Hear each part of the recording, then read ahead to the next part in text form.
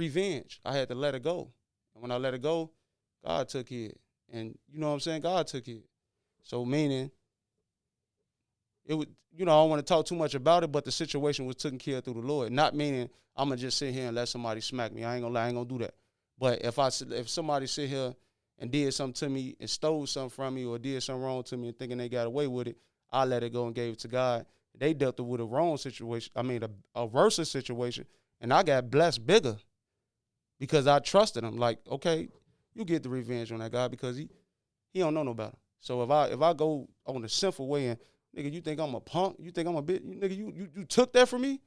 Hold up, man, it's $100, bro. You can have it. You showed your loyalty right then and there. Take it.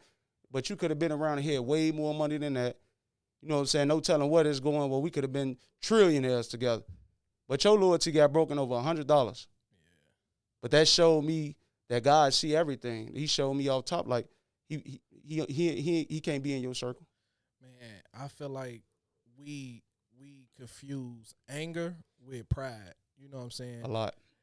Your pride allowed you to say it's just $100. You know what I'm saying? A lot of people look at that in a reverse way. Like, nah, my pride won't allow me to get stolen from or somebody robbed me. I gotta go get revenge. So I think a lot of people look at those two things in a weird reverse way. They do. You keep saying God, God, God. So at what point did you actually embrace God to be able to deal with all these things? When I just seen it was real. You know what I'm saying? When I seen it was real. When I ain't had nowhere to go, when I was lost, when I, coming out this ghetto, coming out this hood, well, like I said, you seeing nothing but drug selling, guns, drugs, dice games. You know what I'm saying? This stuff to a sinful kid look fun because it's money. You young, you like shit. If I hit the dice game, I could win $1,000. You know what I'm saying? So my lifestyle growing up and to seeing all these things and then learning something different. So it took some for me to keep saying God, God, God. It took for me to see that it's real, right. And that me to be going through the things I went through, and then going to jail, sitting down with my head down. All the people there was there with me on the streets. They weren't there with me when I was locked up.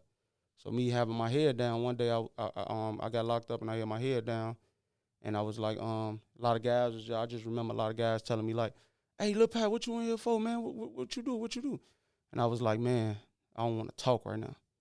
Now, when I got locked up, I got pulled out 7 to 7. I was on 7 to 7, so I went out, stayed out to about 10. So when I went to court, they pulled me out of court.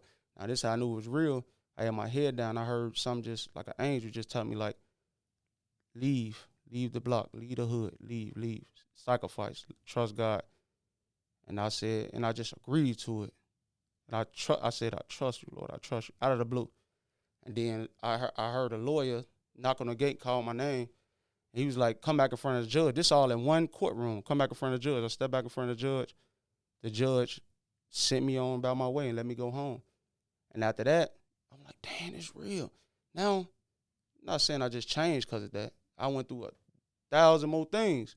But I knew from that day it was real. So after that, I started sacrificing. I just had to leave my whole hood. I had to leave all the blocks I own. I had to let it go.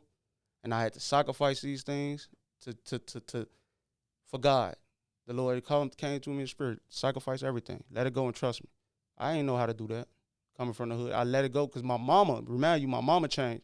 Right. Now we looking at my mama like, man, she a changed woman. How does she do this?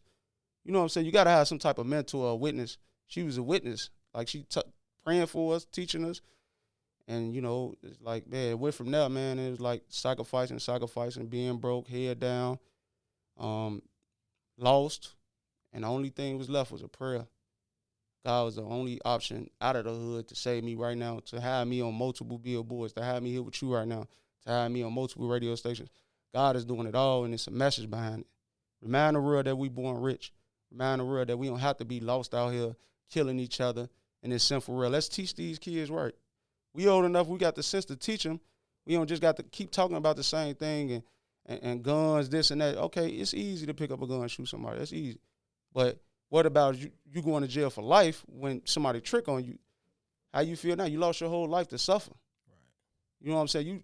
just off proving a point to another person that can't do nothing for you, can't judge you like God. You know, it's real, man. And my job is to tell a young community, you got a chance in life to be great again. You know what I'm saying? Just because you taught the wrong way, you can be taught right.